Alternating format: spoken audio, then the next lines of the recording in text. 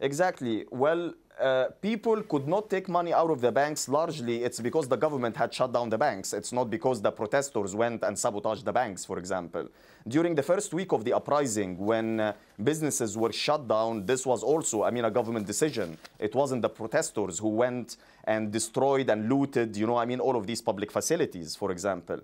Thirdly, sir, and that's very important, who sets the priorities of the revolution? Who sets the priorities and say this is the priority number one and this is priority number two? It's definitely not me, and it's not the youth who are going now in order to establish channels of communications with the military junta, because this revolution does not have a leadership at the end of the day. And what the people do in the streets is what dictates our agenda. And it happens that millions of Egyptian workers, without any sort of agitation, they have already on their own have started striking.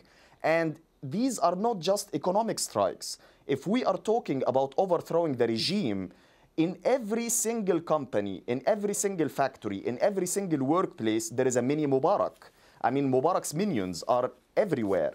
And the unified demand all across those strikes is fighting corruption, impeaching and prosecuting corrupt managers. Third, or last but not least, if you want to talk about getting this country back on its feet, I think Mubarak's fortune on its own, which is estimated from 40 billion to 70 billion according to reports, can spare us USAID for another 50 years. If you read Al-Ahram, and I was shocked to find out that there was a report about the fact that the current cronies being investigated by the public prosecutor, their fortunes amount to more than $250 billion Egyptian pounds. The money is there. And if the military junta was really very keen about getting this country back to its feet, just go and nationalize, this money and get us our money back. It can be solved in a matter of a couple of days. But don't go and blame those strikers who are fighting for their rights, because they've waited so long for that.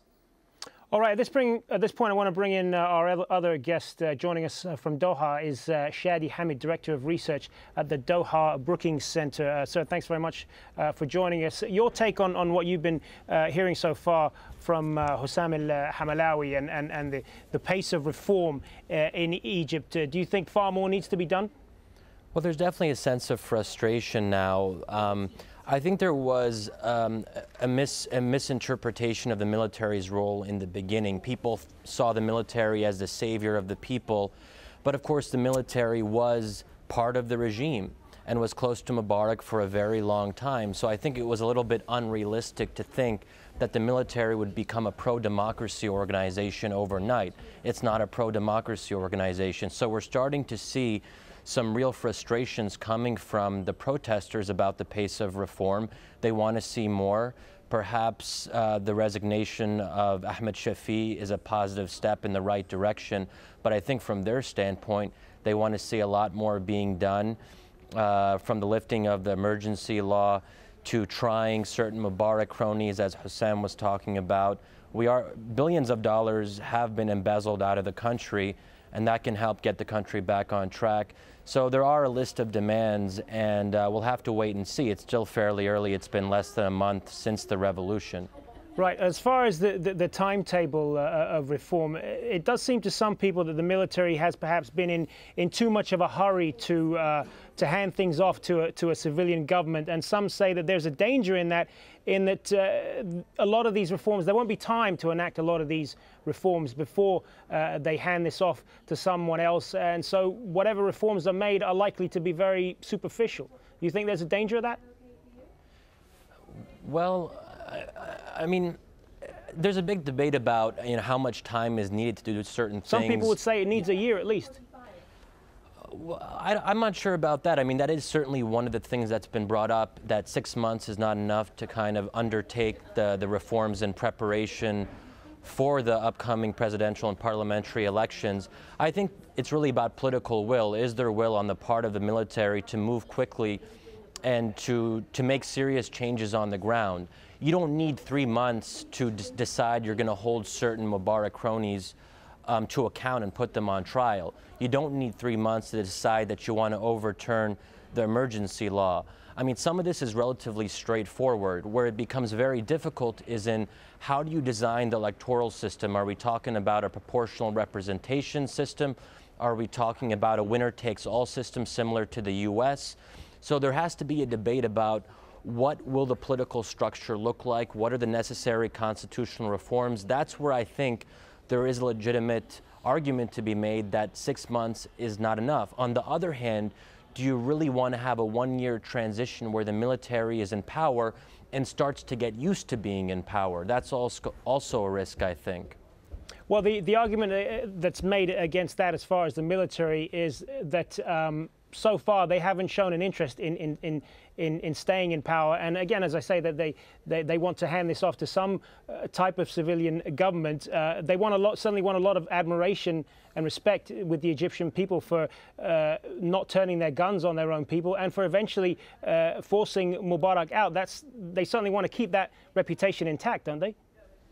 Well, yes, they do, but we're starting to already see some tensions between the military and the opposition. I mean, they used force against protesters last Friday using similar tactics that the Mubarak regime used, whether it's tear gas and so on. So, I mean, sooner or later, there's going to be more clashes between the military and the opposition. That's inevitable. Again, the people who are in charge are not known to be democracy activists. These are not people who love freedom. For 30 years or longer, they supported a very authoritarian regime. So I think we have to keep that in mind. And the military controls a large sector of the Egyptian economy. It has a whole range of privileges, and it has a status quo that it wants to protect. It doesn't want to see the whole system overturned. Everyone has their interests in the end. Hossam al-Hamalawi in Cairo, if I could turn back to you on this. One of the perceived strengths of this democracy movement before it toppled Mubarak from power was the fact that it was very broad-based and it wasn't unified around a single leader or a single figure, if you will. In the post-Mubarak era, could this now be seen perhaps as a weakness and at a time when leadership is needed now more than ever? Well, it has its own pros and cons. On the one hand, spontaneity is always something needed. It unleashes the creativity of the people, and you always hit the regime from where it never expects to be hit. But at the same time, as you proceed and you go along, a leadership must evolve. Maybe thank God that we didn't have leadership for the uprising, because the overwhelming majority of the current political parties and groups had already failed us before the uprising, and they were playing Mubarak's game. They knew the red ceiling. So I think it was a positive thing that we didn't have leadership for this uprising. But if you want to talk about a leadership that can negotiate, or a leadership that can provide a vision for the people, I don't think we should be really in a hurry. Everything evolves. The police disappeared from our streets. The popular committees evolved in order to compensate for this power vacuum. When the services collapsed in one area, the people stepped in with their own initiative.